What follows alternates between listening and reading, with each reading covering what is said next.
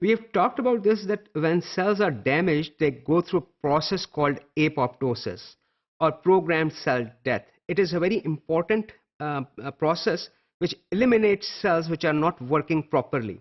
So we are going to look at this process and see what happens if this process stops working and how that may result into cancer. I would like to start out by telling you that billions of cells, especially bone cells living in the bone, die in healthy humans. In adults, cell death exactly balances cell division in most tissue. During development, cell death is a very important phenomenon. For example, the nerve cells, they send out axons to target cells, and cell death matches the number of nerve cells to the number of the target cells. So the target cells will secrete this particular survivor factor, and the axons that don't make it to the target cells will go through apoptosis because these cells will not be able to perform their function. We don't need these cells, so these cells go through apoptosis. Additionally, I would like to mention that initially when we start out, we have webbing between our fingers. Here this is a mouse embryo, but also humans have this web. And the cells that reside between the fingers, they go through apoptosis, so our digits will be able to separate. Additionally, I would like to mention that we have a little tail also, even human beings, during certain stage of embryonic development, which we get rid of during the process, and that also, apoptosis also plays a role in that. So let's look at the overview of apoptosis process. There can be apoptosis, we have talked about, can be caused by, for example, extrinsic factors like cytotoxic T cells, which release granzyme B, which come in through the cells when the cell wall of the target cell is punctured. We have also talked about Fas and Fas ligands.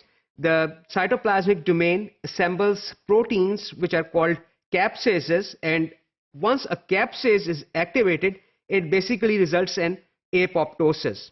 Withdrawal of growth factors can also result in apoptosis.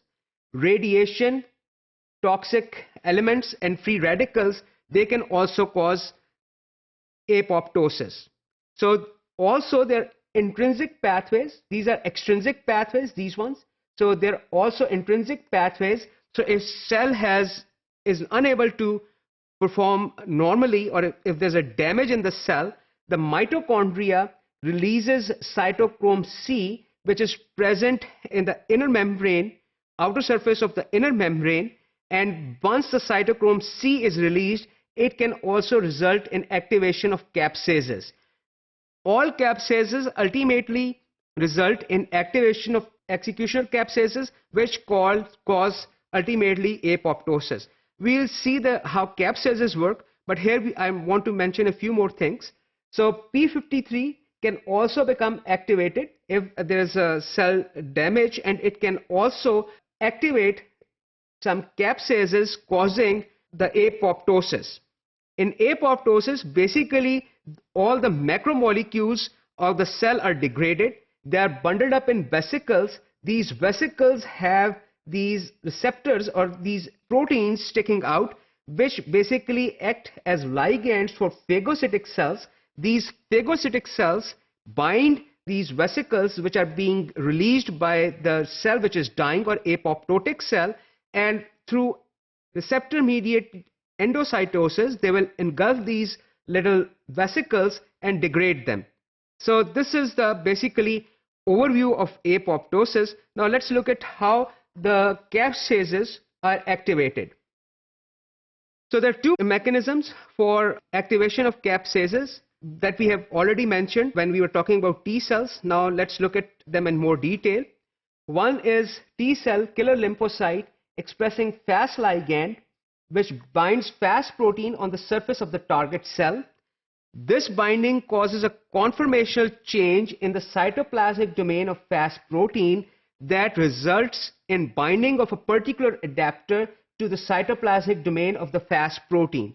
This adapter recruits a capsase called procapsase 8.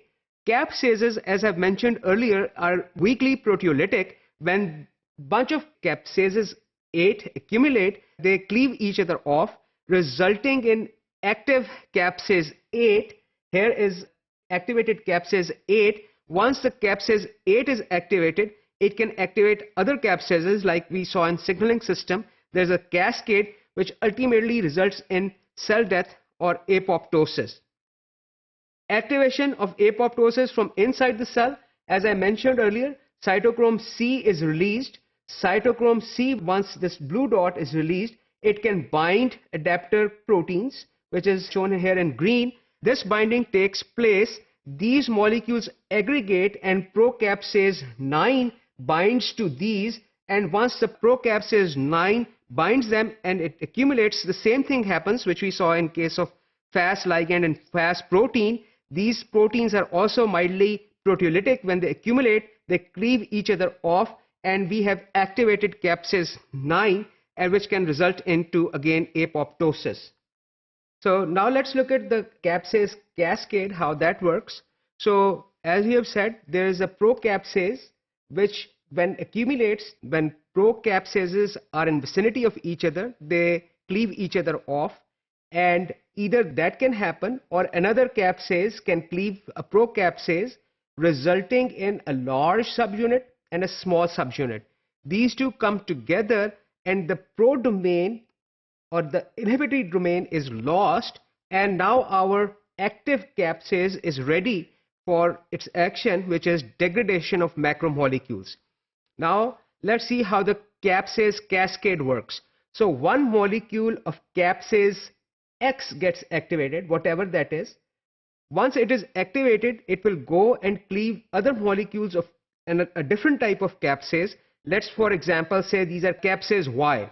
So capsase X will cleave and activate many molecules of capsase Y, which can, for example, degrade cytosolic proteins mentioned here. These capsase Y will also act on another type of capsase. Let's say this is capsase Z. So capsase Y will not only degrade cytosolic proteins, it will also activate capsase Z molecules. And once they are activated, capsase Z molecules, for example, can cleave nuclear laminin. So basically, end result is one, as we saw in signaling process, signaling cascade, one molecule gets activated. There is signal amplification we saw in signaling systems. So here you can think of it as a signal amplification process. One molecule is activating several other. Those several molecules will activate several more other molecules. This is basically a cascade phenomena. So now I would like to show you what happens with mitochondria. So when the cells suffer a damage due to DNA damage, P53 accumulates. P53, as we have seen, is a transcription factor. It can result in formation or transcription and translation of other molecules. For example, Bax molecule mentioned right here. Bax can bind another molecule called BCL2. BCL2 is a very important molecule. It is holding on to several pro-apoptotic molecules and preventing them from doing their job. So BCL2 here is an anti-apoptotic molecule, and the pro-apoptotic molecule, for example, is Bax is a pro-apoptotic molecule. Once B53 is able to bind DNA and result in transcription of other molecules, they can bind BCL2, and in that process, Bax, which is generally bound to BCL2, is released, and it will form little holes in the outer membrane of mitochondria, which will result in release of cytochrome C. Cytochrome C acts on capsase 9. Capsase 9, as we saw in capsase cascade, can activate capsase 3, and this is basically the executioner capsase that will start destroying and chewing up the larger macromolecules. The alternative pathway we have already talked about.